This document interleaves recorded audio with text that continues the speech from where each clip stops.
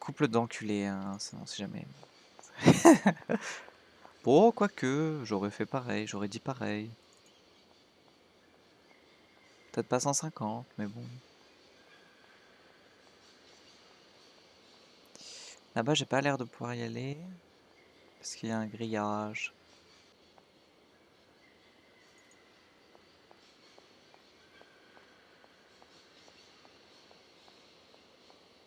Ouais, l'écran bouge pas. Bon, d'accord. J'ai toujours un crochet, hein, je suppose que je vais l'attacher à la péniche pour tirer le train.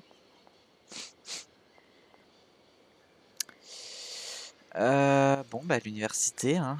Let's go, les mammouths. Oh là. Je trouve ça hyper random que... Genre tout le jeu soit focalisé autour des mammouths, c'est hyper random.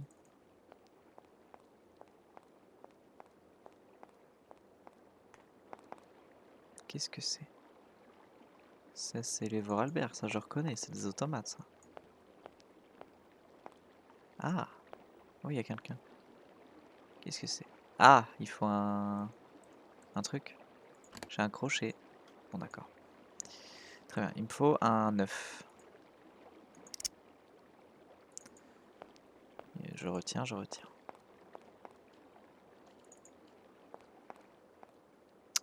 C'est Momo? Momo! Mon ami Momo! Ou pas. Bonjour. Salut poupée. Oh! Ça gaze? T'as de beaux yeux, tu sais. Mais- T'es bien oh! allé avec ça. Non mais, pour qui vous vous prenez? Elle a son petit caractère, la fille. J'aime ça. Allez, j'accepte de t'offrir un café. Mais je vous ai rien demandé. Fais pas la farouche, je sais que t'en meurs d'envie. Écoute gamin, retourne jouer avec tes petites voitures et oublie-moi.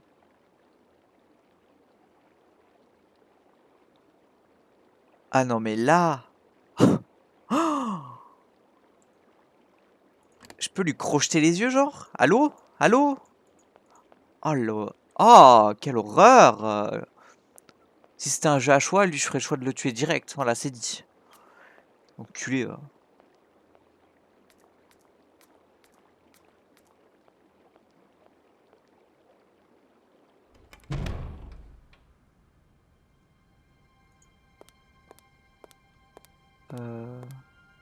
Oh là. Évidemment, je peux aller partout. Ah non, les escaliers sont... Oh, oh c'est gay et grand. Oh, c'est gay et grand. C'est gay et grand. Bonjour, est-ce que vous n'êtes pas un pervers, s'il vous plaît? Excusez-moi. Monsieur, s'il vous plaît. Monsieur? Oui, qu'est-ce que c'est? Je ne suis pas sourd. Elle a demandé 12 Je suis fois. désolée de vous déranger dans votre travail, monsieur. Ce jeune Mammutus primigenius est vieux de 40 000 ans. N'est-ce pas formidable, mademoiselle? Si. Oui, Oui, probablement. Probablement quoi? C'est super. Je ne sais pas. Vous ne savez pas. Vous ne savez pas. Que puis-je pour vous, cher enfant? Kate. Pour tout vous dire, je ne connais pas grand-chose au mammouth et je ne suis pas ici pour étudier. En fait, je suis avocate. Personne n'est parfait. Oh, oh. L'étude du Pléistocène est passionnante. Je n'en doute pas. Mais j'ai bien peur que ma mission actuelle m'accapare totalement. Une autre fois, peut-être. C'est ce qu'ils disent tous. Enfin, au cas où, je me présente. Cornelius Pons, professeur honoraire et maître de conférences à l'université de Barrockstadt. Ponce le streamer. J'ai l'honneur d'assumer la charge de directeur du département de zoopaléontologie de notre faculté. Kate Walker, enchantée. Pourquoi argent? Je vais pas lui demander de Il l'argent. n'était pas dans mon intention de m'arrêter ici. Mais je l'avoue, cet établissement en impose vraiment. Ah ah, tant de savoir, tant de connaissances, tant de culture, tant d'intelligence, de matière grise. Moi qui vous parle, j'y suis arrivé pour mes études et je n'en suis plus jamais reparti. En fait, je me retrouve ici suite à une convocation des recteurs de cette université. Oh, je vois.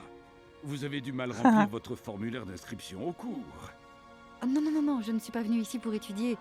Je suis chargée de régler un problème de succession. Et je suis à la recherche de l'héritier présumé. Elle raconte sa vie tout le Et temps, vous c'est espériez abusé. le trouver ici? ou je ne sais pas au juste. Mais mon train est tombé en panne en entrant en gare de Barokstadt. Eh bien, mon enfant, profitez de cette opportunité pour assister à un de mes cours. Oui, non. Tenez, savez-vous ce que sont les proboscidiens? Des quoi? Vous voyez, il faut effectivement rafraîchir vos connaissances. Non, ça va aller en vrai. Hein. Je me sens un peu seule et perdue ici. Je me J'aurais sens un peu grand besoin seule. d'aide. Oh, ma chère enfant, vous tombez très mal. Je Ah. dois absolument terminer de préparer mon cours. Un cours sur les mammouths? Oui et non, plus général. La Il s'agit migration. de leur migration. Excusez-moi, j'ai besoin de me concentrer. Vous êtes dans le couloir quand même. Pour tout vous dire, je suis à la recherche de monsieur Hans Vorarlberg. Il est l'unique héritier d'une étrange usine dont mon cabinet doit négocier le rachat. Aux dernières nouvelles, il vivrait en Sibérie. Dès que mon train sera en état, je vais devoir poursuivre mon voyage vers l'Est. Ah, la Sibérie! La Sibérie! Mais comment avez-vous dit Dis quoi? le nom que vous venez de citer? La personne que vous cherchez? Vorarlberg. Hans Vorarlberg. Vous le connaissez? C'est lui. Hans Vorarlberg. Pas du tout. Ah, comment l'oublier? C'est surprenant, c'est inventif, c'est notre passion commune pour les mammouths qui nous a rapprochés. Sans elle, je l'avoue, jamais je ne me serais intéressé à ce débile sans âge et D'accord. solitaire. À Mais c'est l'époque, super. nous étions tous les deux étudiants. Enfin, pas tout à fait. Hans suivait uniquement les cours de paléontologie. Une autorisation exceptionnelle pour quelqu'un qui ne possédait pas les diplômes requis. En échange de quoi, Hans faisait de menus travaux pour l'université. Votre Hans Vorarlberg ressemble beaucoup à celui que je recherche. Permettez-moi d'en douter, mon enfant. Hans était au-dessus de toute préoccupation matérielle et concrète. Se soucier d'une usine. Pensez-vous, pouf. Dites-en moi davantage sur lui, s'il vous plaît. C'était mon Il mari. a toujours été un mystère pour moi. Il parlait peu et semblait ne pas saisir le sens de ce qu'on lui disait. Il ne s'exprimait qu'à travers ses incroyables créations mécaniques. Inventions qui, je dois l'avouer, ont été pour la plupart fort appréciées par notre université. Ah. Les seules fois où nous échangeons quelques phrases, c'était à propos de son étrange intérêt pour les mammouths et aussi au sujet de cette poupée, cette fameuse poupée. Ah, Une poupée, dites-vous? Oui, elle revenait souvent dans son discours. Hans m'en a fait un jour la description, une sorte de jouet.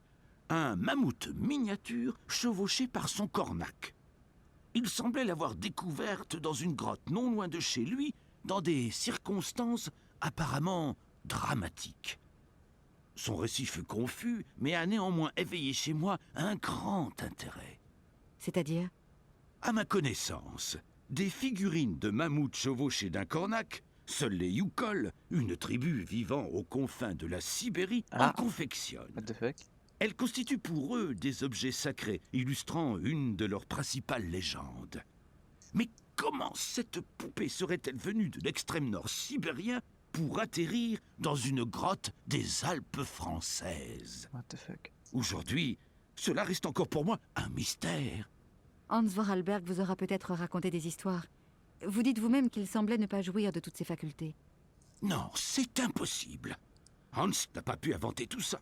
Il m'a décrit très exactement la poupée sacrée de la légende de Sibéria. Une chimère après laquelle courent tous les paléontologues du monde. Tu vas pas développer sur le seul truc qui m'intéresse. Genre, c'est quoi la légende de Sibéria? Trou de balle, OMG! L'arrivée à Barokstadt est spectaculaire. Je n'avais jamais vu une telle gare. Vous êtes venu en train? Bah oui. Oui, avec une locomotive mécanique dont le ressort se détend régulièrement. Vous êtes donc la conductrice du train?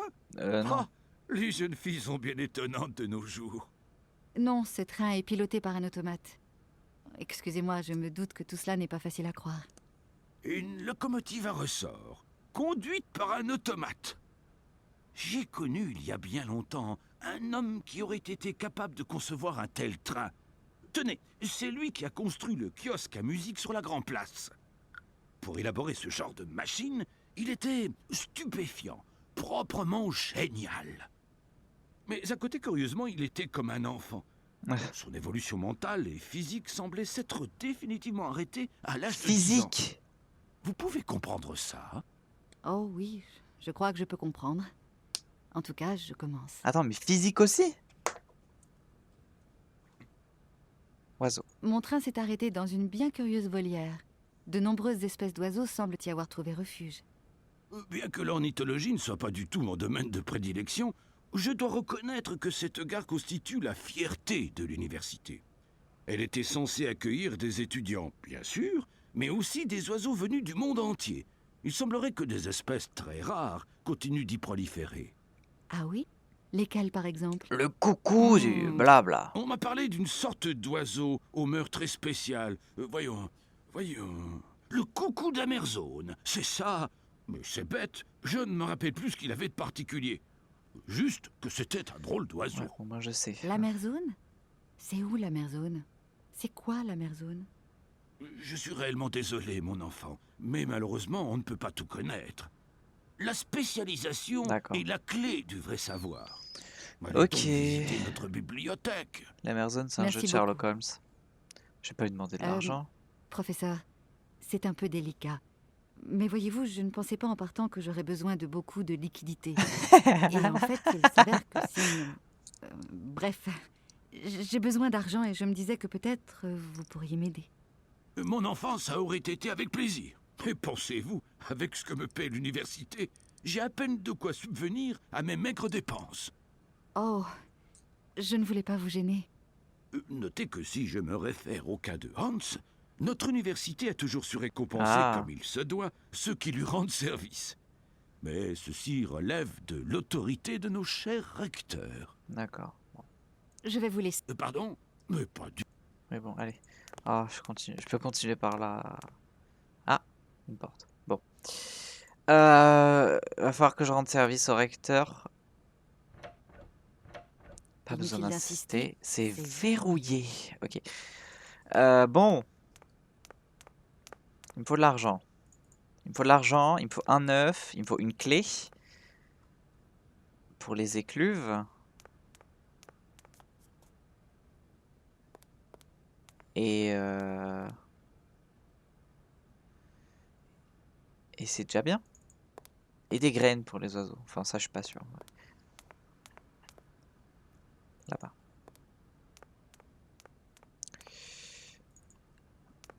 Bon quoi, j'aimerais assister au cours de quelque chose. Oh, what? Natura non facit saltus. La nature, salut. Voilà, c'est ce que ça veut dire. Mot pour mot. Ah, il y a quelqu'un. Ah non, c'est pas l'obsédé, lui. Ah non, c'est tous les mêmes. Bonjour. Excusez-moi, D'accord, puis-je vous déranger quelques secondes? Non. d'accord. Vous pourriez être un peu plus aimable? Et vous, vous pourriez vous taire. Nous sommes tout de même dans un lieu qui exige silence et tranquillité. Avec sa voix de merde, on dirait que c'est moi qui aurais pu la faire. Nous sommes dans un lieu qui exige... Oh, un truc. C'est quoi? Un portefeuille. Hop là, dans la poche.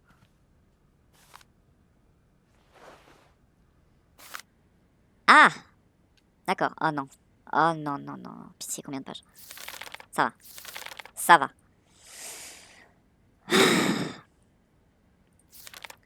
Ah, c'est les connards qui l'ont bloqué. Ah, c'est un coucou! D'accord. Coucou rouge d'Amazon. Le Cuculus rosso. Cette sous-espèce... Non mais je sais pas qui c'est le connard qui a décidé que c'était bien d'écrire en attaché comme ça, mais c'est horrible. Cette sous-espèce endémique de notre très commun Cuculus, bref, compte parmi les oiseaux les plus brillamment colorés de la forêt d'Amazon.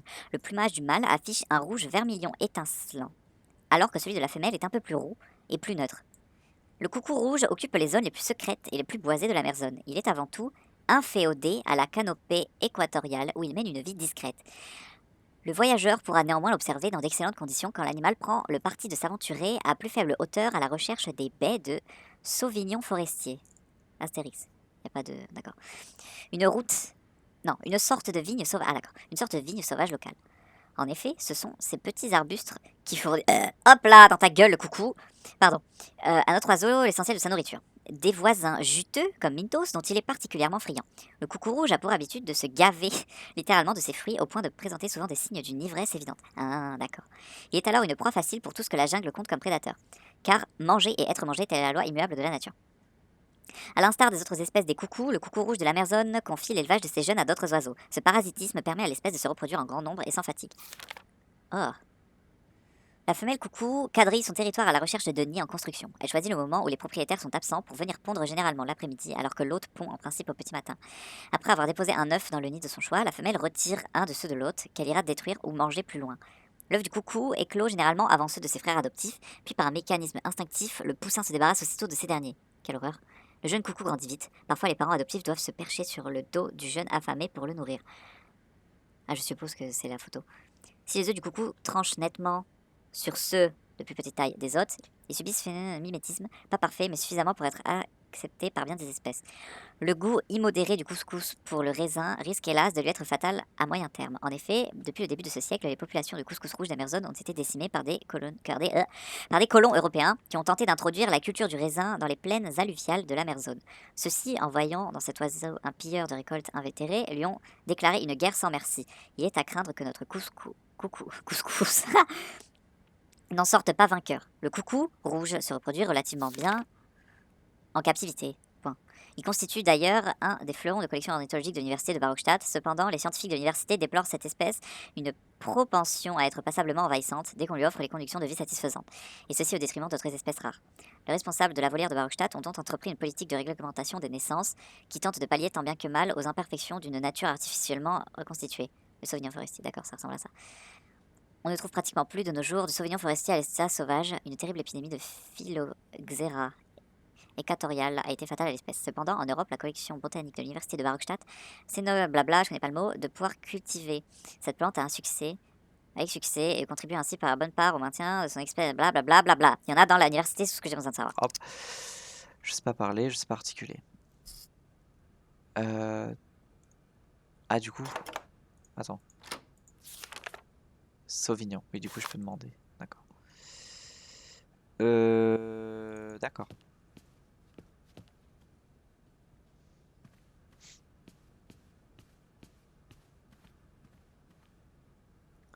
Je m'attendais pas à être de ce côté-là.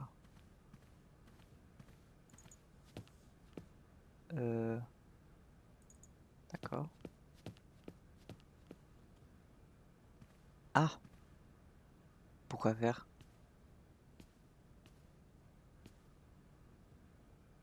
Qu'est-ce que...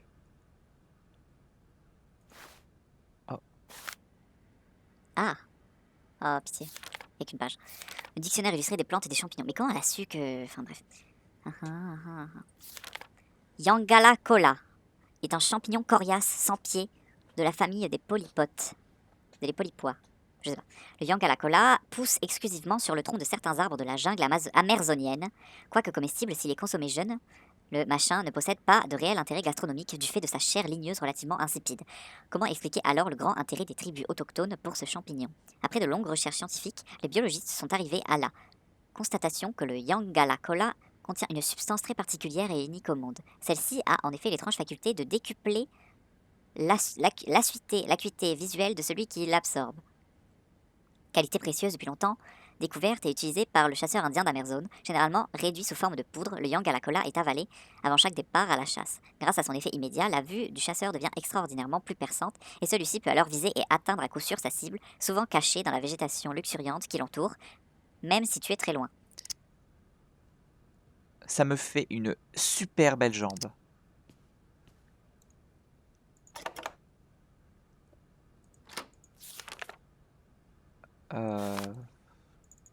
Alors là, j'en ai rien à foutre. Peut-être... j'ai peut-être une idée de ça pourrait me servir à quoi, en fait. Parce que je pense qu'il va falloir que je répare l'aigle en acier, je sais pas quoi là, l'automate, l'aigle. Et peut-être qu'il va falloir que je mette de la poudre de Yangala cola dessus pour qu'il voit mieux, je ne sais pas. Là, de ce côté, il n'y a rien. Ça ne sert à rien. Demi-tour. Je pense que j'ai fait tout ce qu'il y avait à faire dans la bibliothèque. Je me tire.